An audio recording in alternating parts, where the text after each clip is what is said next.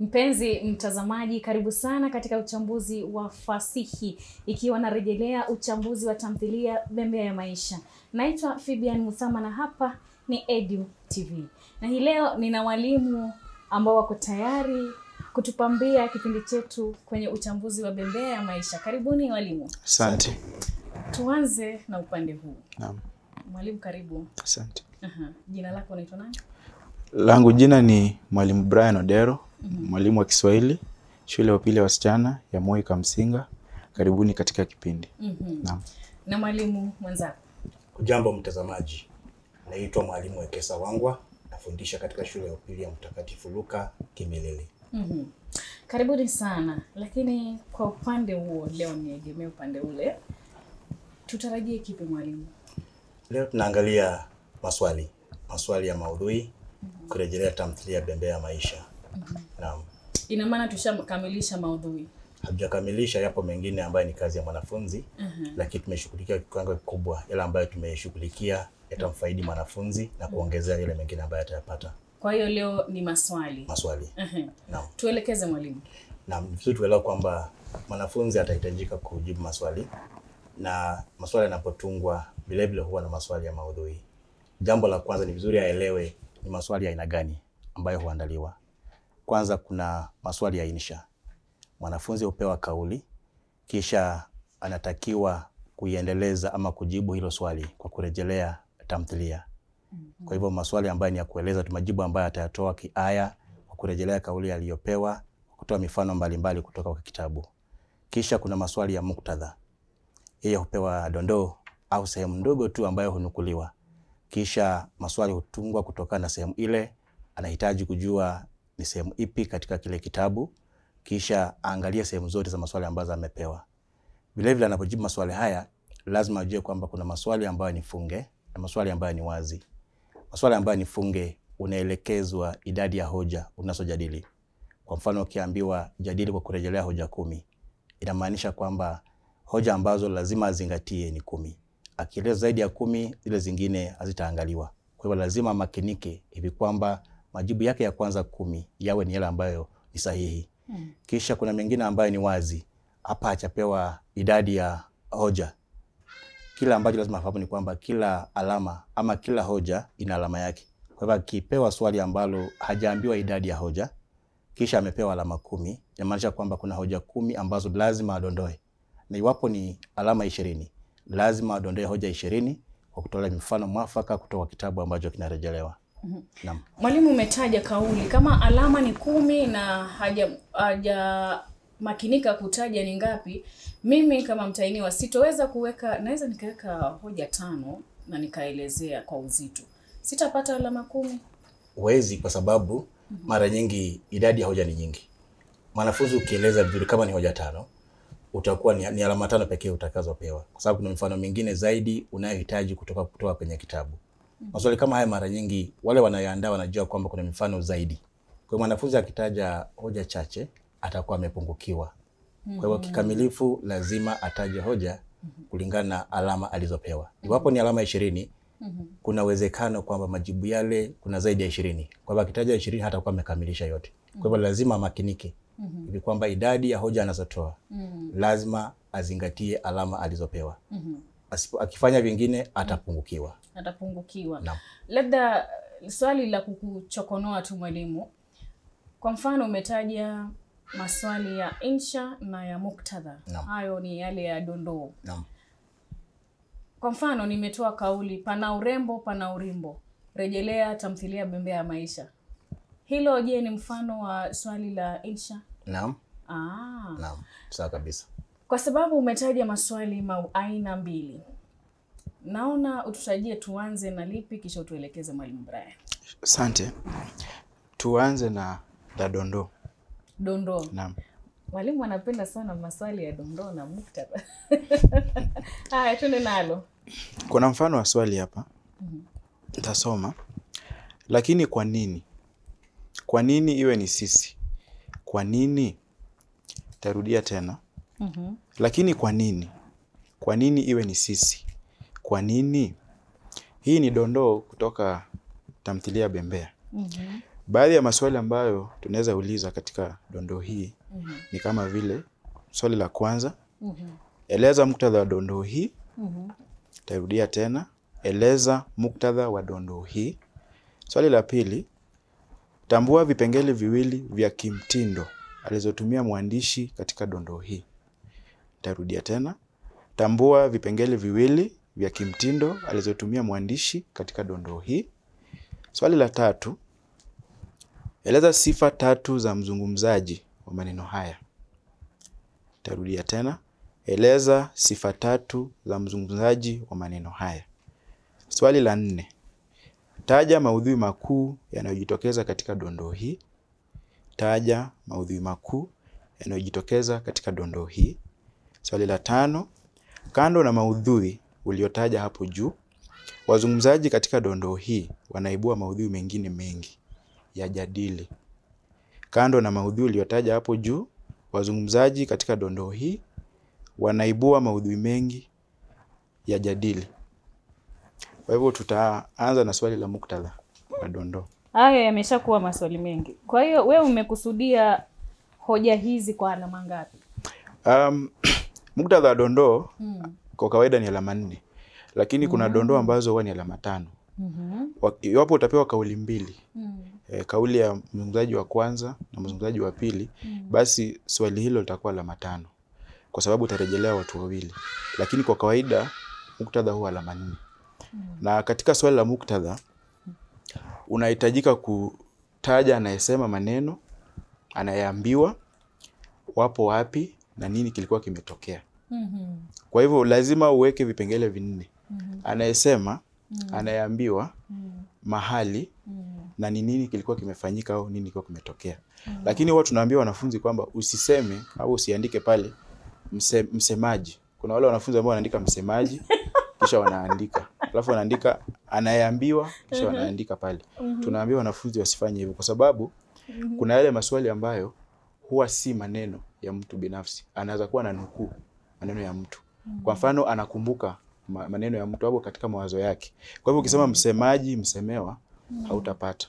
Kwa hivyo mwanafunzi aandike tu hoja ni 4, aseme haya maneno ni ya nani, anamwambia nani, wapo wapi na ni nini kilikuwa kimetokea. Atumie jina la msemaji. Jina, naam.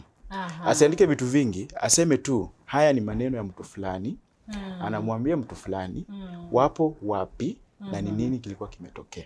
Kwa hiyo asiseme msemaji ni Brian, mwalimu, anayeambiwa ni Fibian, bali aseme asiseme ni mwalimu, bali aseme ni mwalimu Brian. Shida haswa, kitu ambacho nasisitiza hapa ni kwamba hawa wanafunzi huwa wanaandika. Jinsi tunaandika tamthilia kwa mfano, huwa kuna mtu kama Neema, kisha kuna zile alama ambazo kuna zile nukta pacha ambazo zimewekwa pale, kisha kuna maneno ambayo yanafuata. Sasa wanafunzi wengine wanaandika msemaji, alafu wanaweka nukta pacha, alafu wanaandika jibu. Sisi hatuwaelekezi kwamba wafanye hivyo. Waandike tu haya ni maneno ya mtu fulani. Hiyo ni hoja ya kwanza. Hoja ya pili, anaambia mtu fulani. Hoja ya tatu, wako wapi ama wapo wapi wale watu ambao wanazungumza. Na 4 kunradhi, wanazungumzia nini au nini kilikuwa kimetokea. Utapewa alama 4. Kwa hivyo tumeshakamilisha la dondoo hilo. Labda niwapatie jibu wanafunzi. Dondoo hii tumeinukuu katika ukurasa wa 20. Na pia vile vile ningependa kusema kwamba kuna baadhi ya maneno huwa tunabana. Kwa hivyo mwanafunzi kwa sababu katika dondoo hii moja kwa moja kwa kitabu ni lakini kwa nini mama. Kwa hivyo neno mama tumeitoa. Ndio maana hapa tumesema lakini kwa nini? Kwa sababu ukisema mama, mwanafunzi ni rahisi ajue. Mama ni mama ya nani? Kuna Asna na kuna Neema. Lakini sasa kwa mara katika kitabu hiki Neema anaonekana kila sehemu akizungumza sana zaidi ya Asna. Kwa hivyo mwanafunzi anaweza kupata jibu. Kwa hivyo siku zote kuna maneno huwa tunabana. Kwa hivyo dondoo ilikuwa lakini kwa nini mama? Kwa nini iwe sisi, ni sisi, kwa nini? Kwa hivyo jibu hapa mwanafunzi alifaa kusema haya ni maneno ya Neema. Anaposema haya ni maneno ya Neema, anapata alama 1. Neema anamwambia Sara. Anaposema Neema anamwambia Sara, alama nyingine 1. Wapo nyumbani kwa Neema, alama ya 3. Sasa waseme walikuwa wanafanya nini ama nini kilitokea. Hii ni baada ya Neema kumchukua Sara na kumpeleka mjini kupata matibabu. Anapomalizia pale anapata alama 4. Naam. Ndio tukamilisha. Naam. Hili swali la dondoo nahisi basi msomaji atakuwa anasoma, anabelua kitabu kama samaki. Ukila na kwa upande huu unageuza unakula kwa upande ule mwingine. Kwa kina. Mwalimu Wekesa, tuendelee. Swali la pili. Tambua vipengele viwili vya kimtindo alivyotumia mwandishi katika dondoo hili. Tambua vipengele viwili vya kimtindo alivyotumia mwandishi katika dondoo hili. Dondoo lilikuwa lakini kwa nini? Kwa nini iwe ni sisi? Kwa nini? Kwa hivyo wanahitajika hapa, kwanza kuna alama 2 katika hilo swali. Kwa hivyo lazima ataje vipengele viwili. Cha kwanza kuna matumizi ya takriri. Hali ya rudia maneno au kifungu. Ile sehemu ya kwa nini limerudiwa zaidi ya mara moja. Kwa hivyo kuna takriri pale. Kuna swali la balagha au maswali ya balagha. Kwa nini? Ameuliza swali ambalo labda alihitaji jibu lakini linamchochea aweze kufikiria. Vile vile kama angeongeza kama mbinu ya 3, kuna mbinu 3 pale lakini angetaja 2 tu. Kuna mdokezo. Kwa nini? Zile alama za dukuduku kuna maneno ambayo yamebanwa pale. Kwa hivyo alihitaji kuendeleza. Kwa hivyo matumizi ya mdokezo. Kwa hivyo katika swali hili kuna matumizi ya takriri, kuna swali la balagha na vile vile kuna mdokezo. Na anapotaja hivyo lazima atoe mfano. Naam, ataje mbinu kisha atoe mfano. Tuseme nimetaja mdokezo. Naam. Nimetaja. Natoa mfano, niandike kwa nini. Naweza nikaacha lakini kwa nini, ila nikamalizia nini kisha nikaweka alama za dukuduku. Hapo nitakuwa nimenoa ama nimelenga ndipo. Mradi kuna zile alama za dukuduku. Mradi naam, basi zimeonyesha kwamba kuna kifungu ambacho kimeachwa. Haina shida yote. Ndio jibu linakubalika. Naam. Kwa hiyo hapa tumetoa maswali ya dondoo na tumeeleza vipengele. Tuendelee Mwalimu Brian. Swali la 3 ni eleza sifa 3 za mzungumzaji wa maneno haya. Nitarudia, eleza sifa 3 za mzungumzaji wa maneno haya. Ili swali kidogo huwa ni tata kwa sababu mzungumzaji wa maneno haya, kuna wanafunzi ambao huwa wanadhani kwamba mzungumzaji ni mwandishi wa maneno. Lakini hapa tunarejelea kauli ya anayesema haya maneno. Kwa hivyo kuna anayesema na anayeambiwa. Kwa hivyo kuna yule ambaye anapokea ujumbe na anayepeana ujumbe. Kwa hivyo anayepeana ujumbe hapa ndio mzungumzaji. Lakini pia baadhi ya maswali kama haya huwa yanafungwa. Kwa hivyo inamaanisha kwamba mwanafunzi akianguka dondoo kuna uwezekano akaanguka ile swali. Kwa sababu dondoo lazima useme haya ni maneno ya nani na anamwambia nani. Kwa hivyo iwapo mzungumzaji ni Neema na mwanafunzi katika dondoo alisema haya ni maneno ya Sara, kuna uwezekano sifa za mzungumzaji akasema ni Sara akaanguka. Kwa sababu sisi tunaamini sifa huwa zinafanana. Sara inaweza kuwa na sifa sawa na Neema. Kwa hivyo hata kama sifa ambazo ameandika umesema ni mwenye upendo na ulikuwa umeanguka, umesema huku juu kwamba ni Sara lakini ni Neema. Sara pia ana upendo. Kwa hivyo tutasema umeanguka kwa sababu mzungumzaji wa maneno haya mtu mwingine tofauti. Lakini vile vile kabla tujaendelea nikate kauli mwalimu, hili swali la dondoo huwa ni lazima. Maana alama alama 10 hapa. Nikichemsha hoja ya kwanza na chemsha zote. Kuna zile ambazo zimefungwa. Kuna aina kama hii hapa. Kuna aina mbalimbali za dondoo. Na maswali ambayo yanakuja baada ya dondoo vile vile si sawa. Huwa si sawa siku zote. Yanabadilika. Tegemea na mtu ambaye anatahini. Kwa hiyo naweza nikabahatika. Ukabahatika. Lakini sasa wanafunzi wengi tunawaambia wasome kitabu waelewe kwa sababu siku hizi mtihani wa kitaifa siku hizi wanaleta swali lolote. Wanaweza kuletea swali la kwanza la lazima na ni dondoo. Na lazima ufanye.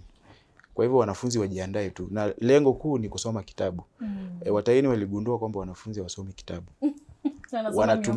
Wanasoma miongozo, wengine wanaambiwa hadithi na wenzao ambao wamesoma. Kwa hivyo anajua tu kuna Bunchu, kuna Sara, kuna Neema, yeye mwenyewe hajasoma kitabu. Unajua ukiambiwa maudhui, kama maudhui yote tu kama ndoa, na unajua usika uliambiwa na mtu, utasema tu ndoa ina uvumilivu kwa sababu ulisikia hadithi. Lakini hapa lazima usome kitabu na uelewe. Lakini wanaweza kusoma kitabu kupitia EduTV wakitazama tu. wanaweza, lakini nakala lazima wawe nayo pia hao wasomi. Tuendelee mwalimu. Kwa hivyo mzungumzaji wa maneno haya alikuwa ni Neema. Lakini kitu kingine nilikuwa nasahau kidogo. Wakati unajibu hili swali vile vile, unaweza kuwa ulianguka hapa juu. Lakini ukisema mzungumzaji ni Neema na upeane sifa za Neema, hata kama dondoo ulianguka utapata. Kwa sababu umesema mzungumzaji ni Neema. Ndio ukaanza kupeana sifa. Lakini ukipeana sifa moja kwa moja na huku ulianguka na hapa umeanza kupeana sifa bila kusema nani anazungumza. Tutachukulia kwamba unazungumzia sifa za yule ambaye ulitaja hapa juu, ambaye ni Sara. Naam. Kwa hivyo anayezungumza hapa ni Neema. Kwa hivyo unapeana sifa za Neema. Alama 3 unapeana sifa 3. Siku hizi hamna ile swala la alama 2 hoja moja, haipo. Vile vile hatutaki wanafunzi wajieleze sana. Taja mhusika, jieleze tu kwa ufupi. Kwa sababu kama sifa kama Neema amewajibika. Eleza kwa nini amewajibika. Sema Neema anafanya nini ambacho kinaonyesha kwamba amewajibika. Kama ni mwenye upendo, ni nini kina kuchochea kusema kwamba Neema ana upendo? Kama Neema ni msomi, ni nini kina kuchochea kusema Neema ni msomi? Kwa hivyo ni kujieleza tu katika hali ya ufupi. Kama ni msomi, tuliambiwa Neema ana degree ngapi? 2. Kwa hivyo unasema tu Neema ana degree 2 ama amehitimu chuo kikuu na degree 2. Utakuwa umeeleza kwa nini ni msomi. Amewajibika kwa sababu gani? Anashughulikia familia yake, haswa mamake ambaye ni mgonjwa kwa matibabu. Amewajibika. Ni mwenye upendo kwa nini? Anawalinda wazazi wake na kuwatunza. Utakuwa umemaliza. Labda tu nitake kujua mwalimu, wakati unapotaja hizi sifa za mzungumzaji, je, unarejelea ile dondoo ya kwanza, kwa nini iwe sisi, kwa nini, au unaweza ukataja zile sifa kulingana na tamthilia? Huwa haikufungi. Mzungumzaji ni Neema. Kwa hivyo hujaambiwa kwa kurejelea tu dondoo peke yake. Sifa zake kama hujaambiwa kurejelea, una huru. Una huru wa kusema sifa yote ile. Lakini mara nyingi swali hili huwa ni sifa tu za mzungumzaji. Si katika dondoo peke yake. Asante. Tumefanya maswali 3. La 4 mwalimu Wekesa. Kuongezea hoja moja tu. Anapotaja sifa za mhusika, si vizuri kutumia vikanushi. Kwa mfano aseme kwamba si mwenye bidii. Aseme ni mvivu. Kwa hivyo ajiepushe na kutumia vikanushi anapotaja sifa ya mhusika. Swala 4 linauliza taja maudhui makuu yanayojitokeza katika dondoo hili. Taja maudhui makuu yanayojitokeza katika dondoo hili. Kwa hivyo hapa ajikite kwa yale mazungumzo yaliyopo katika dondoo. Kwa hivyo utakuta kwamba jibu sahihi ni asasi ya ndoa. Kuna mengine ambayo yapo ambayo labda akirejea nyuma ama akienda bila atayapata, lakini hasa katika dondoo hili maudhui makuu ni asasi ya ndoa. Kisha swali la mwisho katika ile sehemu ya kwanza. Kando na maudhui uliyotaja hapo juu, wazungumzaji katika dondoo hili wanaibua maudhui mengine mengi ya jadili. Kando na maudhui uliyotaja hapo juu, wazungumzaji katika dondoo hili wanaibua maudhui mengine mengi ya jadili. Kwa mfano, tumetaja asasi ya ndoa. Kwa hiyo tunatakiwa kutaja maudhui mengine. Moja kwa moja. Naam. Kuna maudhui ya ulevi ambayo yamejitokeza pale vizuri. Unaporejea hapo juu katika mazungumzo, mamake Sara ameeleza nini ambacho kimefanya babake akapoteza ile kazi. Kisha kuna maudhui ya malezi, changamoto ambazo walipitia hawa wakilelewa katika maisha yao. Kuna uhitaji, ile hali ya ambayo inamsukuma mamake kusaidiwa na Neema, Sara kusaidiwa na Neema katika matibabu. Kuna ule umaskini ambao umeonyesha hali ya kung'ang'ana katika matibabu yake. Vile vile kuna maudhui ya imetaja ulevi, imetaja malezi, imetaja uhitaji, imetaja asasi ya ndoa, tayari tumelitaja. Kisha kuna kuwajibika, wakati ambapo Neema anawajibikia mamake kumsaidia ili aweze kupata matibabu. Kwa hivyo hapa kila ambacho tunahitaji ni kwamba kuna maudhui mengi. Mradi mwanafunzi ameangalia alama, hapa anaweza kupewa huru. Kwa mfano ajadili maudhui 5. Kwa kutaja kuna alama pale, kisha kufafanua. Kwa hivyo hapa ndipo anaweza kuwa na ule uhuru wa kutaja maudhui 5, mradi ameeleza kikamilifu. Sio lazima ataje yote 10. 5 kutaja kuna alama, kisha ufafanuzi na mfano kutoka kwenye tamthilia, ataweza kupata alama 2. Almradi ameambiwa yajadili. Manake mwanzo mwalimu ulikuwa umesema ikiwa ameambiwa ataje hoja na alama ni 10, lazima ni sharti ataje 10. Lakini naona hapa kuna tofauti ya jadili. Kwa kujadili na maana nikitaja kisha nikaelezea kila sehemu ina alama yake. Labda niongeze. Mwanafunzi anafaa tu ajipange. Iwapo kwa mfano mwalimu ametaja ulevi, ametaja malezi, ametaja uhitaji. Iwapo mimi ni mwanafunzi na najibu ile swali, alama ni 10. Tunataka hoja 10. Lakini katika ulevi kunaweza kuwa na hoja zaidi ya moja.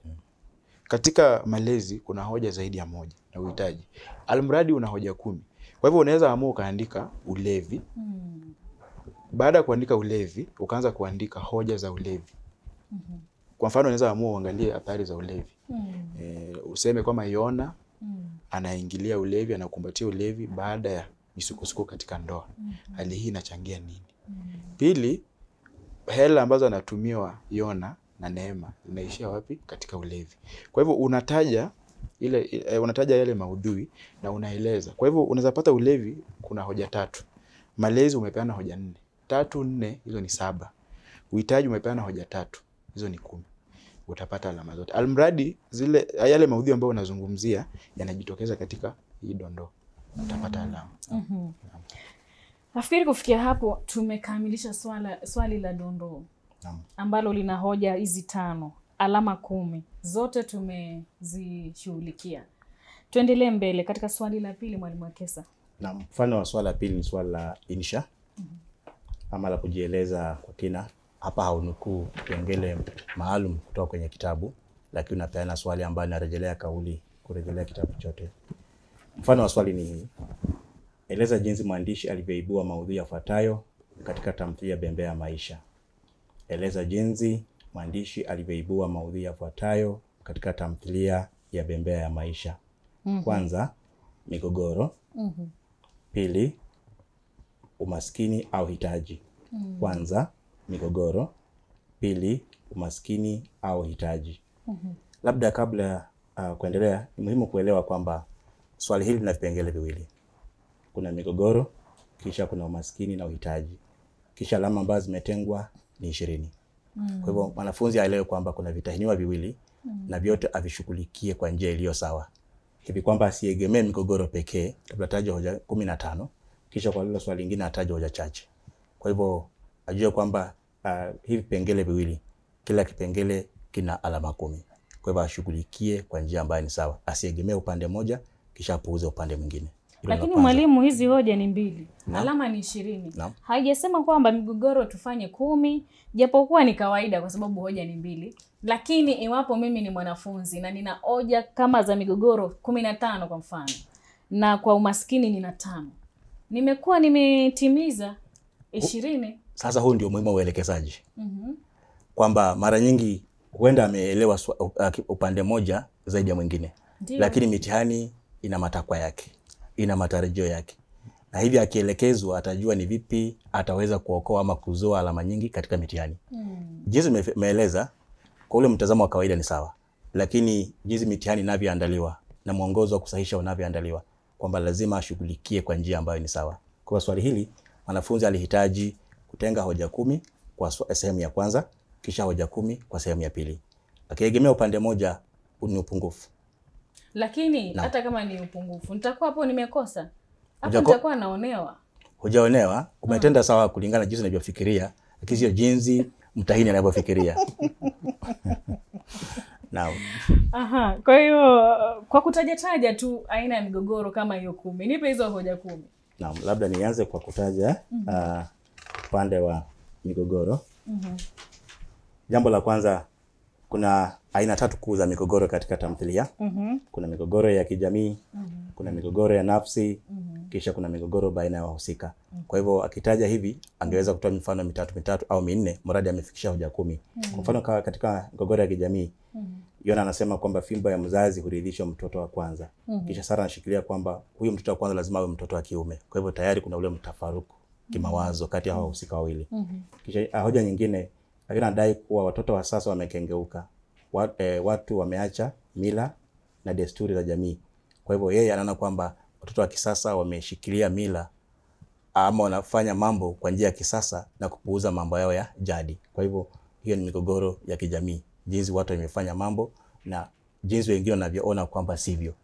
Kisha upande wa migogoro ya nafsi, kwanza tunampata Asna ambaye haoni haja ya kuolewa, kwamba yeye ameshuhudia ndoa ikiwa na matatizo au changamoto nyingi. Kwa hivyo anatatizika katika fikira zake, haoni haja ya kuweza kuingia katika ndoa. Kwa hivyo yeye ana ule mgogoro, jambo linalomsumbua, na analieleza waziwazi anapoongea na mamake kwamba haoni haja ya kujiingiza katika ndoa.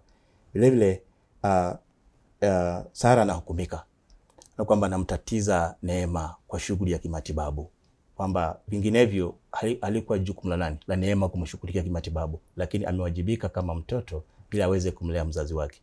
Kisha mfano wa mwisho, kwa sababu ya wakati, mgogoro baina ya wahusika. Kuna ule mgogoro kati ya Bunju na Neema mkewe, kwamba Neema anahisi kwamba Bunju hataki kumsaidia katika matibabu ya mamake.